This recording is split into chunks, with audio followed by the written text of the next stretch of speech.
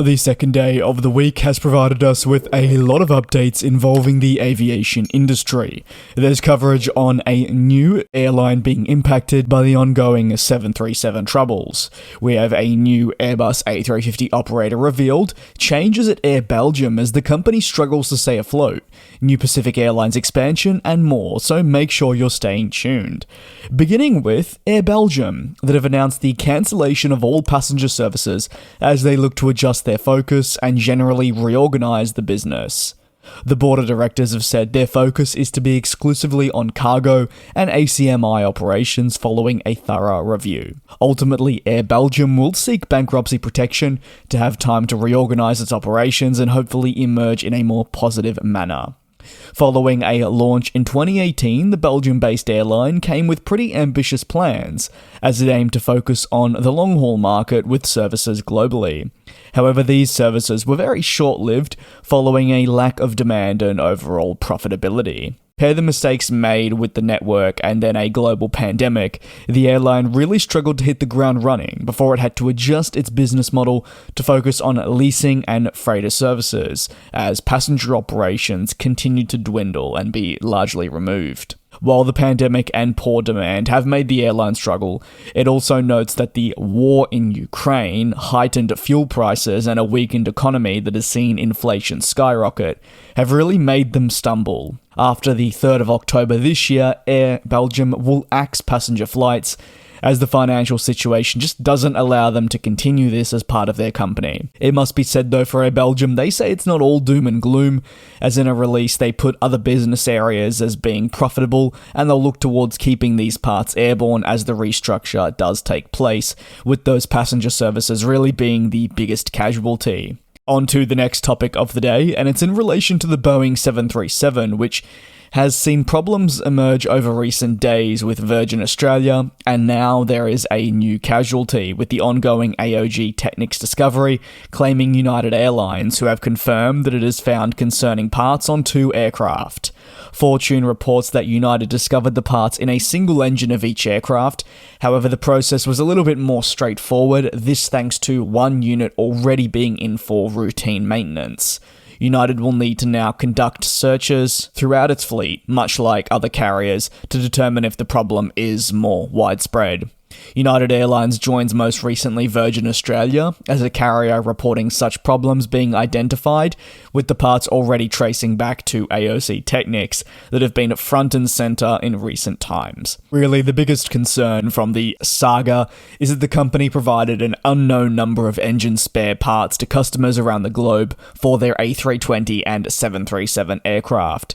Concerns really about falsified documentation regarding these parts has been raised, with CFM launching legal action. Even more concerning for CFM International, who do make the engine for these Boeing 737s, and it must be said also Airbus A350s, although the 737s have made more headlines of late, have really seen these falsified documents of parts pass through nearly 70 of its power plants, meaning the problem is hardly contained to, say, just one plant and can very well be a much more widespread issue, which does make it harder to track if you're considering just how many plants these parts have gone through. Safety is the number one priority within the aviation industry, and CFM International has emphasized this by launching legal action, which it said it would aggressively pursue.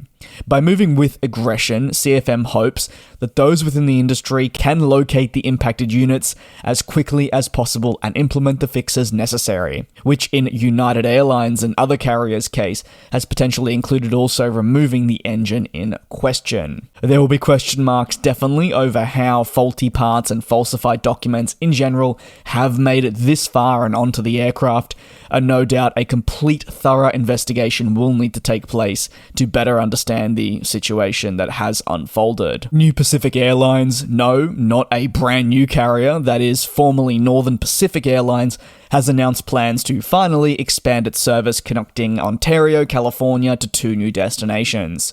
Reno in Nevada and Nashville, Tennessee will commence from November 16th and marks what the carrier describes as another exciting update to its network.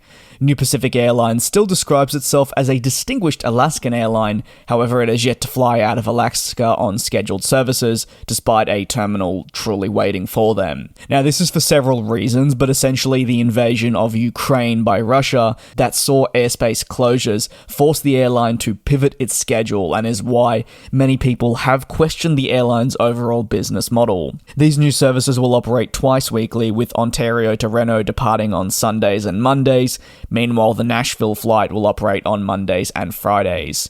New Pacific Airlines says they are very excited about the two new routes complementing its existing Las Vegas service. It describes the connection as more than vital, with it being some of the largest markets in the United States. Rob McKinney says the airline is still targeting a launch of service to Asia with a fleet of Boeing 757s. However, there are undoubtedly question marks over when this can actually take place due to all the problems that they have incurred. There is going to be a new Airbus A350 operator. Yes, you did hear that correctly, with Edelweiss Air of Switzerland announcing plans to overhaul its long-haul operations by acquiring the Airbus A350s.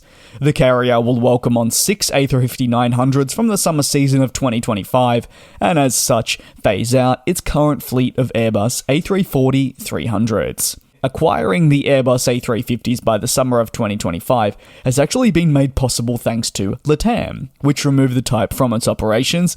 As you may recall, it's undergoing bankruptcy protection and a substantial restructuring, which means the need for these A350s is not present at the moment. It means that the units won't technically be brand new, but they will still be relatively young and accessible from a far earlier point than if, say, ordered organically from Airbus. By 2026, the expectation is the airline will offer one of the youngest long-haul fleets in Europe, and believes the A350 is very much a necessary step in the right direction. The Swiss carrier has 18 planes in service, with 5 representing the A340-300s. Interestingly though, these quad-engine planes average an age of 20 years, with its only other fleet type, the narrow-body A320-200, accounting for 13 units and averaging 18.3 years. Thus, acquiring the A350 will largely be the first step in a bigger ultimate goal to bring down the overall fleet age and vastly improve efficiency in the long term. By checking off the largest portion of this being your long-haul operations, it does allow them to move forward and eventually source that A320 replacement.